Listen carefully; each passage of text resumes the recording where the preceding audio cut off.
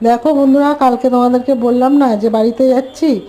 বাড়িতে গিয়েছিলাম, আমার ভাসুরের ছেলের জন্মদিন ছিল। জানো তো, আমরা তিনটে বউ, আমার একটা মেয়ে, আমার ছোটো জায়ের একটা মেয়ে, আমার ভাসুরের একটাই ছেলে। আমাদের বাড়ি একটাই ছেলে, জানো তো, খুব আদরের ছেলে। এই আশীর্বাদের ভিডিওটা দিলাম।